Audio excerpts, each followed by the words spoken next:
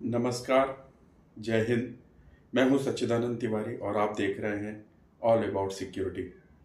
दोस्तों, साथियों, अगर बात करें तो हमारी सिक्योरिटी इंडस्ट्री में हमारे सिक्योरिटी गार्ड क्यों नौकरी छोड़ रहे हैं, यह एक ज्वलंत मुद्दा है जिसके बारे में हर सीनियर मैनेजमेंट को सोचना चाहिए और इसके ऊपर एक ऐसी कार्रवाई करनी चाहिए जिससे हमारा सिक्योरिटी गार्ड नौकरी न छोड़े, नौकरी छोड़ने के लिए मजबूर ना हो और उसको एक ऐसा प्लेटफॉर्म मिले, उसको एक ऐसी सोशल रिस्पेक्ट मिले और उसको एक ऐसा सैलरी मिले और उसको रिकॉग्निशन मिले ताकि समय समय पर वो मोटिवेट हो और मोटिवेशन के साथ हमारी इस इंडस्ट्री में अच्छे से काम कर सके, रिटेंशन बना रहे, एट्रिशन रेट ज़्यादा ना हो। तो आज का ये जो वीडियो है इसी सब्जेक्ट पे मैं बना रहा हूँ और अभी तक अगर आपने मेरे इस चैनल को सब्सक्राइब ना किया हो तो सब्सक्राइब जरूर करें, लाइक करें, कमेंट करना ना भूलें ताकि अगर आपको इस तरीके के वीडियो में कोई भी सुझाव या कोई क्वेश्चन अगर आपके दिमाग में चल रहा हो तो आप वो मेरे से डायरेक्ट पूछ सकते हैं। और मुझे बहुत प्रसन्नता होगी अगर आप लोग हमारे इस चैनल के माध्यम से अगर आपका कोई क्वेश्चन होता है या सुझाव होता है और आप मुझसे पूछते हैं और मैं अपने एक्सपीरियंस के आधार पे जो आपको बताता हूँ तो उससे मुझे भी बहुत खुशी होती है। तो उस क्रम में अगर हम बात करें साथियों, तो सबसे ज़्यादा ज़रूरी है, यह एक ऐसा विषय है सिक्योरिटी गार्ड जो नौकरी छोड़ रहे हैं, वह सिक्योरिटी गार्ड नौकरी छोड़ने के लिए सबसे बड़ा कारण क्या है कि उनको उनकी जो शिफ्ट है वो तो पहले फिक्स नहीं होती। उनकी ड्यूटी 12 आवर की होती है। उनकी ड्यूटी 12 आवर की है तो 1 घंटे पोस्ट पे आने और जाने में बिफोर और आफ्टर लग जाता है, तो 13-14 घंटे की हैक्टिक शेड्यूल हो जाती है। सैलरी का आने का समय फिक्स नहीं होता है, समाज में उनको उचित रिस्पेक्ट नहीं मिलता और साथ ही साथ उनके अंदर मोटिवेशन की कमी होती है जिसकी वजह से हमारी इस इंडस्ट्री में सिक्योरिटी गार्ड अपनी नौकरी को छोड़ रहे हैं। ऐसे तो बहुत सारे चैनल हैं, बहुत सारे प्लेटफॉर्म हैं जहाँ पे सिक्योरिटी गार्ड को क्या करना चाहिए, उनकी क्या ड्यूटी है और उसके लिए बताया जाता है, लेकिन सिक्योरिटी गार्ड नौकरी छोड़ने के पीछे जो कारण है उस पर आज हम चर्चा करेंगे। सबसे बड़ा जो कारण होता है वह होता है लो सैलरी। दूसरा कारण होता है उनके ड्यूटी का आवर फिक्स नहीं होना। तीसरा कारण होता है उनको रिस्पेक्ट कम मिलना। चौथा कारण होता है जो सैलरी मिलती है वह उनको समय पे नहीं मिलती और उसमें भी डिडक्शन होता है जो उनको पता नहीं चलता। पांचवा सबसे बड़ा कारण होता है कि जब भी उनके अंदर एक डर सा रहता है कि अगर साइड पे कुछ भी गलत हुआ तो उनके ऊपर पेनाल्टी लगेगी, उनको नौकरी से निकाल दिया जाएगा।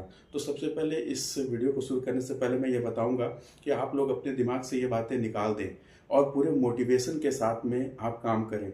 और जो भी सीनियर मैनेजमेंट है, जो भी अच्छी अच्छी इंडस्ट्री है, वो भी मैं उन लोगों से भी रिक्वेस्ट करना चाहूँगा कि सिक्योरिटी गार्ड को लेने से पहले या एजेंसी को लेने से पहले जो आप लोग सर्विस लेवल एग्रीमेंट पे साइन करते हैं, ख़ास तौर से हमारी जो सिक्योरिटी एजेंसियां हैं, जो कंपनियां हैं, उनके साथ ये दिक्कत होती है कि उनको सही सिक्योरिटी गार्ड नहीं मिल रहे हैं। तो उनके लिए भी मैं इस चैनल के माध्यम से ये रिक्वेस्ट करूँगा कि जब भी आप सर्विस लेवल एग्रीमेंट जब साइन करते हैं तो उस टाइम पे कुछ बिंदुओं पे आप रिजिड रहें। जैसे कि अगर आपको 12 आवर की ड्यूटी मिल रही है साइट पे तो आप ये ज़रूर ध्यान दें कि ड्यूटी आवर में 12 आवर की ड्यूटी में आपको एक्स्ट्रा पैसा मिल रहा है कि नहीं मिल रहा है, और साथ ही साथ उनको वीकली ऑफ मिल रहा है कि नहीं मिल रहा है, उनको प्रॉपर ट्रेनिंग मिल रही है कि नहीं मिल रही है, उनकी सैलरी फिक्स होनी चाहिए और साथ ही साथ उनको हर महीने अगर अच्छा काम कर रहे हैं तो रिवार्ड एंड रिकॉग्निशन होना चाहिए।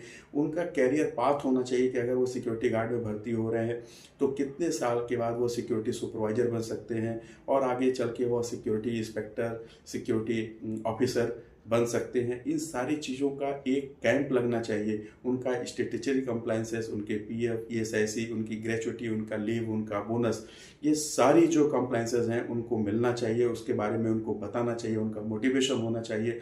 उनको ये भी बताना चाहिए कि आप एक ऑर्गेनाइज्ड इंडस्ट्री में काम करते हैं तो आपको ये सारी फैसिलिटी और बेनिफिट्स मिलते हैं। साथ ही साथ अगर कोई माइग्रेंट वर्कर है और बड़ी इंडस्ट्री है तो उनको बैरक मिलना चाहिए। उस बैरक में खाने पीने एमिनिटीज़ जो हैं वो काफ़ी अच्छी होनी चाहिए।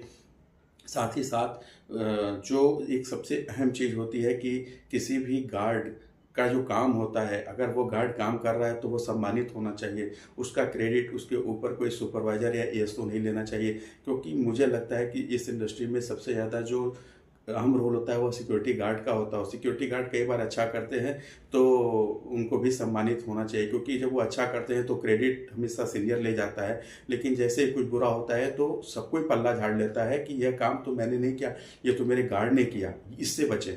तो इन सारी चीज़ों से अगर हम अवॉइड करते हुए सिक्योरिटी गार्ड को रिस्पेक्ट देंगे, समय पे सैलरी देंगे, उनको ट्रेनिंग देंगे, उनका मोटिवेशन है पैसा, उनको समय पे पैसा मिलना चाहिए, उनको उनका जो कैरियर है, कैरियर ग्रोथ होना चाहिए, और साथ ही सम्मान। यह 3 चीज़ अगर उनको मिलेगा तो निश्चित रूप से जो हर इंडस्ट्री में जो एट्रिशन रेट बढ़ गया है, वह एट्रिशन रेट कम होगा, रिटेंशन बना रहेगा। और रिटेंशन बना रहेगा तो आपके यहाँ कहीं से भी कोई चोरी नहीं होगी, क्योंकि इंडस्ट्री में जो चोरी, लापरवाही, ये सब सारी चीज़ें होती है, उसमें कहीं ना कहीं इस चीज़ की भी भूमिका सबसे ज़्यादा होती है कि गार्ड की ड्यूटी आवर 12 आवर 13 आवर होते हैं। उनका जो शिफ्ट होता है वह फिक्स नहीं होता है, तो 12-13 घंटे करने के बाद उनका शरीर थक जाता है, दिमाग शिथिल पड़ जाता है। तो इन सारी चीज़ों को भी मैनेजमेंट को सोचना चाहिए और 8 आवर ड्यूटी में उनको कन्वर्ट करना चाहिए। उनका कॉम्प्लायंस अच्छा होना चाहिए। तो निश्चित रूप से जो हमारे पढ़े लिखे लड़के हैं वो सिक्योरिटी इंडस्ट्री में आएंगे, पूरे मोटिवेशन के साथ में काम करेंगे, और इस फील्ड में भी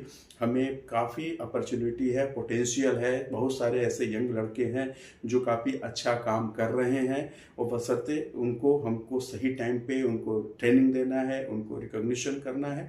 और मैनेजमेंट से मैं यही रिक्वेस्ट करूंगा कि अपने यहाँ जब भी आप किसी भी अच्छे एजेंसी को चूज़ करते हैं तो इन सारी चीज़ों का आप ज़रूर से चयन करिए, ताकि वो आपको एक अच्छी क्वालिटी मैन पावर दे सके, जिससे आपकी इंडस्ट्री का मान सम्मान बढ़ेगा, और कहीं ना कहीं सिक्योरिटी गार्ड जो है वह मोटिवेट होके इंडस्ट्री में काम करेगा, और आपके यहाँ थेफ्ट केसेस नहीं होंगी। तो दोस्तों, उम्मीद है आप लोग मेरे इस वीडियो को देख के अपने यहाँ सिक्योरिटी गार्ड जो आपके यहाँ एट्रिशन रेट ज़्यादा है उसको आप लोग कम करेंगे।